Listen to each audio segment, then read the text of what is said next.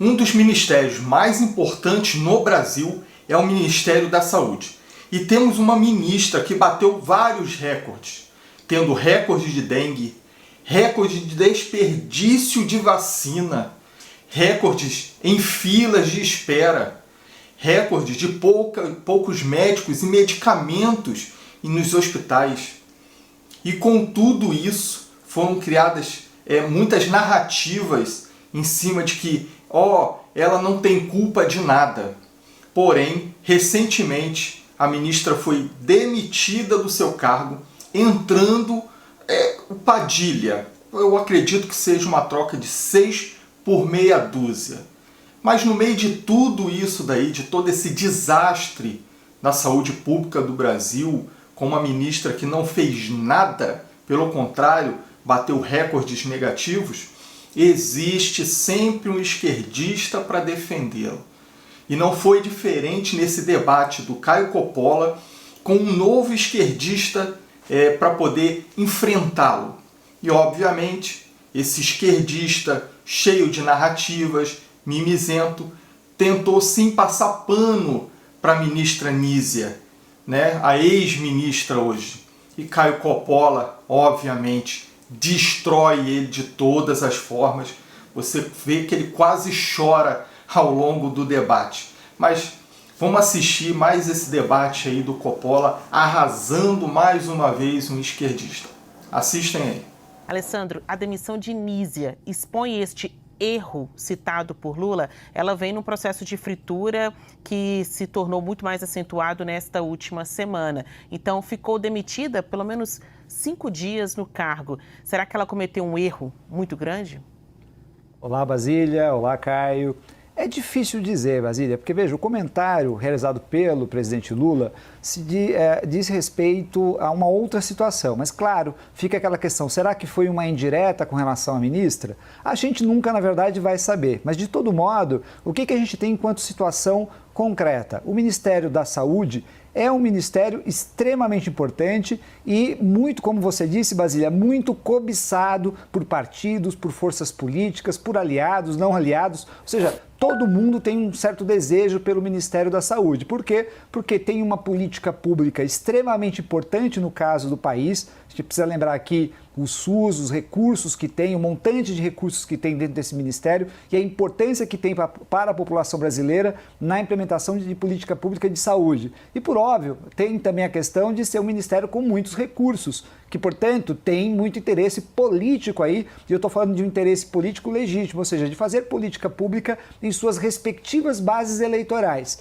Mas, por óbvio, tem um outro tipo de desejo também com relação a esse tipo de ministério, que é aquele desejo também escuso, aquele desejo que é de, muitas vezes, infelizmente, de fazer o mal feito com recursos públicos. De todo modo, é um ministério importante e aí você tem a retirada ou a exoneração da ministra, que é o papel do presidente também, ou seja, o presidente da República tem o papel de nomear ministros, mas às vezes tem o papel também de exonerar ministras e ministros, o que não é nada fácil de ser realizado.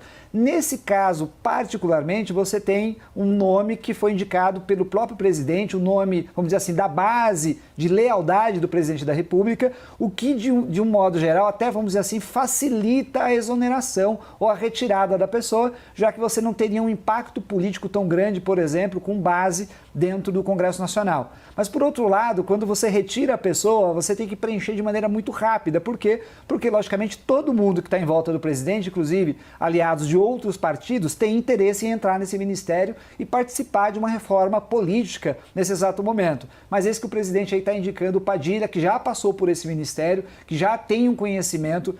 É preciso lembrar que nós temos aí 2 anos só, né, mais 1 ano e meio, 2 anos, vamos dizer assim, de mandato do presidente da República. Ele precisa apresentar resultados. Havia um conjunto de críticas e a gente pode entrar aqui até na questão de que se essas críticas eram justas ou injustas. Mas o fato fundamental é que essa alteração ocorreu. E agora ele tem que apresentar, logicamente, resultados políticos, no momento que a gente sabe também que não é dos melhores nas pesquisas para o governo, mas ele tem que apresentar resultados políticos importantes. E eu acho que ele tenta dar essa, vamos dizer assim, acelerada com relação ao governo nessa troca ministerial. Então, a ver o que vai acontecer daqui para frente, porque o tempo é curto e nós temos um ministério aí de extrema importância para o país, para políticas públicas de saúde.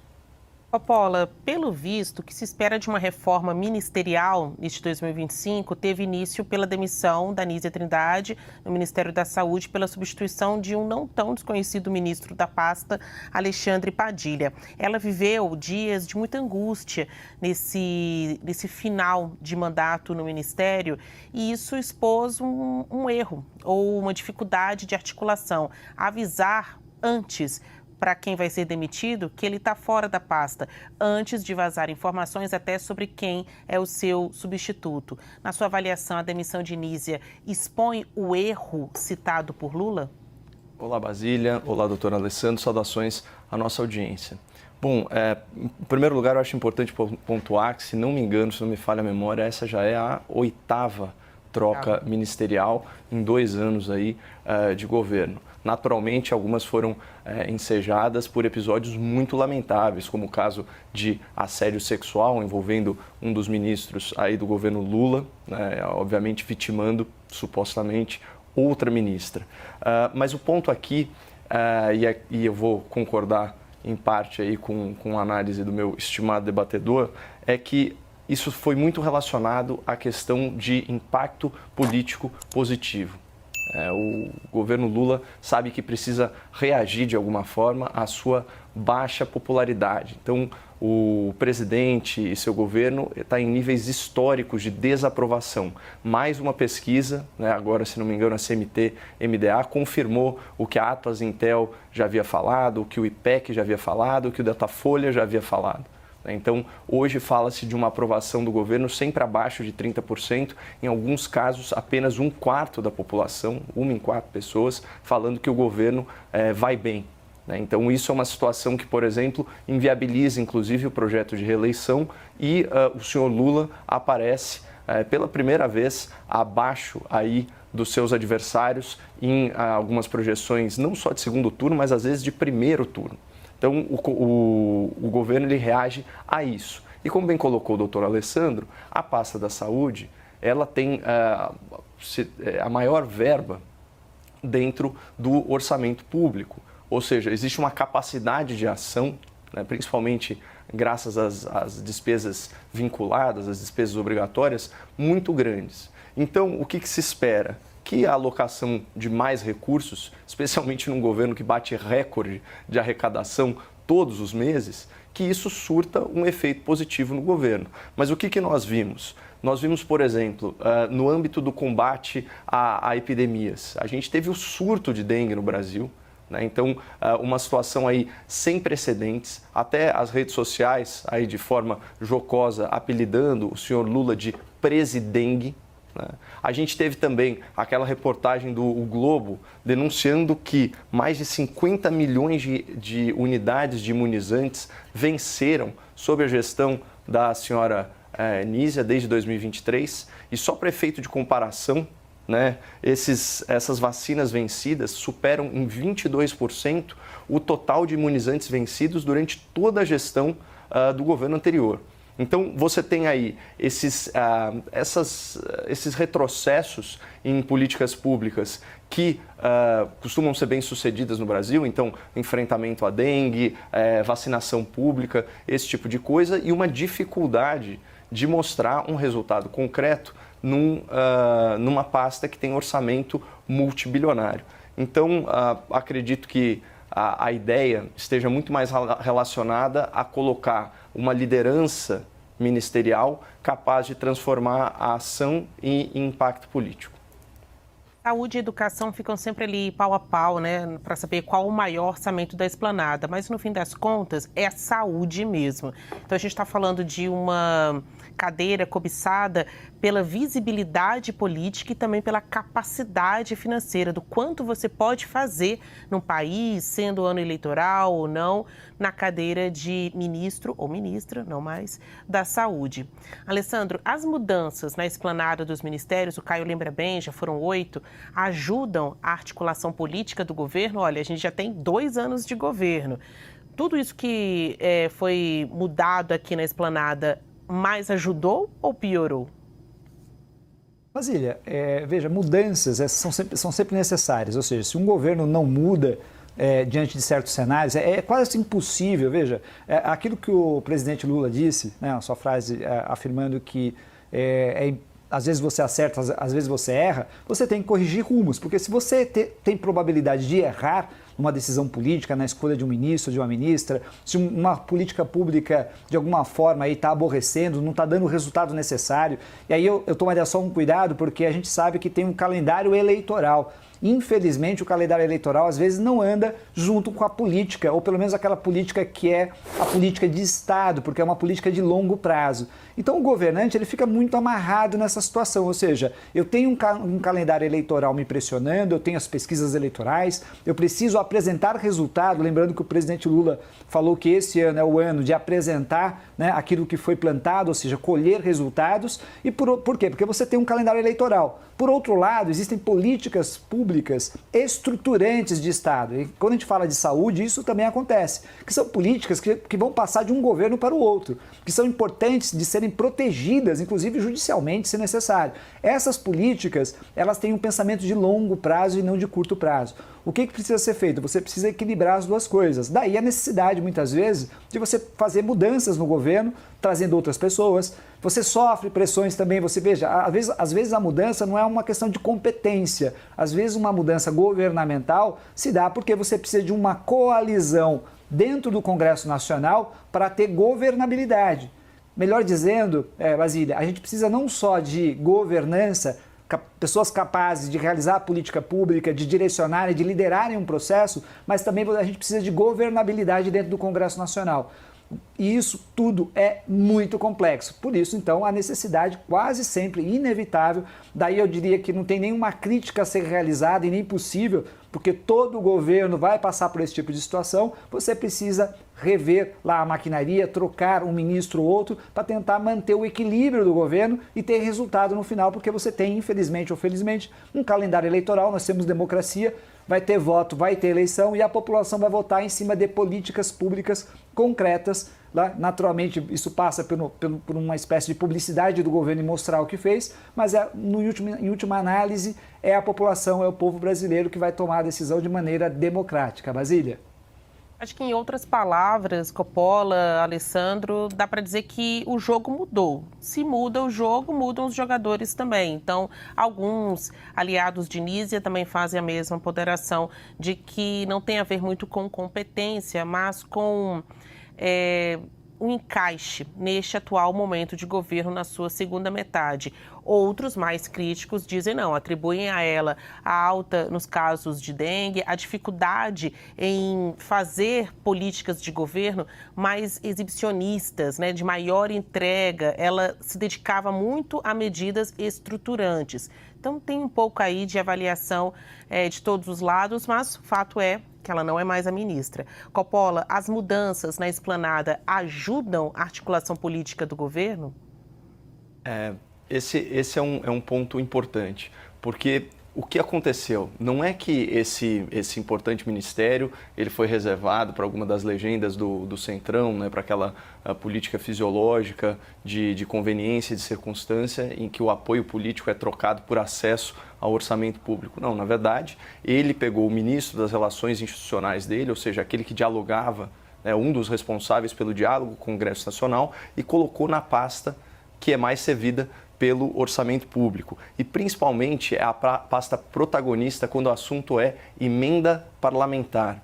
E por que eu falo isso? Porque existe uma legislação que obriga, por exemplo, no caso das emendas impositivas, eu não sei se nas emendas de bancada, mas nas emendas individuais, com certeza, que metade das verbas seja alocada para projetos de saúde. Então, existe uma interação muito grande, havia uma reclamação aí dos parlamentares, dos deputados, dos senadores, de uma falta de trânsito com esse ministério para liberar aí recursos para os seus redutos eleitorais, e é isso que mantém aí o ciclo da perpetuação no poder, e é por isso que um dos motivos pelos quais o Brasil é governado sempre pelas mesmas figuras, as mesmas pessoas, os mesmos grupos políticos. Então esse é um ponto. E aí eu estava vendo o doutor falando sobre calendário eleitoral, eu estava fuçando aqui os números, né, para ilustrar ainda mais o meu ponto inicial, né, a Basília trouxe aí a crise do surto da dengue, mas eu insisto nesse ponto da vacinação, porque isso foi uma das bases para atacar a gestão anterior. E agora está demonstrado que em 2 anos o governo Lula já superou em 22% o número de vacinas vencidas ao longo de 4 anos do governo Bolsonaro. Então, assim, a gente está falando de quase 60 milhões de vacinas desperdiçadas, jogadas no lixo. E, pasmem, ao longo desses 2 anos, apenas 3 das 19 vacinas do calendário infantil foram aplicadas de acordo com as metas estabelecidas. Então, pensando aí que essa pasta estava na mão de um quadro técnico, né, com ampla experiência no setor da imunização, da vacinação, esse tipo de coisa. Quando a gente vê esse nível de ineficiência, seja na alocação de recursos, seja no trânsito com parlamentares, ou principalmente numa área fundamental em que o Brasil costuma ter um desempenho acima da média internacional, que é a vacinação, especialmente a vacinação infantil, aí dá para entender a urgência dessa troca e, inclusive, questionar o presidente de por que ele não realizou isso antes do que esperar todo esse tempo para constatar uma verdade que já vem se reafirmando aí ao longo de vários meses. Basílio. Uma coisa é de se admirar na esquerda. E o barco pode estar afundando, que eles não soltam a mão um do outro. É impressionante você conseguir querer defender algo que visivelmente vem dando errado. É a mesma coisa de querer defender o governo Lula. É indefensável, não tem como, não tem números para você defender algo de bom. Só tem algo de ruim. E no Ministério da Saúde foi desse jeito. Como eu falei, recorde Brasil bateu recorde de dengue, desperdício de vacina. Olha o tanto de dinheiro, foram milhões e milhões de reais jogado fora com vacina vencida. E tanta gente precisando, querendo tomar vacina. E tem um esquerdista que defende tudo isso. Mas nós temos o nosso super Caio Coppola para quebrar tudo isso daí, jogar tudo pro alto. Ele bota na cara de todo mundo, de todo esquerdista que defende esse desgoverno. E ele fala simplesmente a real. E como eu falei, trocar a Anísia pelo Padilha é trocar 6 por meia dúzia. O Lula está querendo mídia. Ele não quer soluções para a saúde. Ele quer mídia. E ele acha que o Padilha vai trazer essa mídia para o Ministério da Saúde. Mas eu quero a opinião de vocês. Além da saída da Anísia, como é que está a saúde pública no Brasil ao seu olhar? Está tudo bem? Está tudo tranquilo? Funciona tudo 100%? Ou está uma desgraça desde 2023 para cá? Põe para mim aqui nos comentários. Vou pedir também para vocês curtirem aqui o vídeo, compartilhem esse vídeo com amigos e principalmente nos grupos. Pessoal, não vamos deixar também de se inscrever no canal e ativar aqui o sino de notificação. Vídeo novo?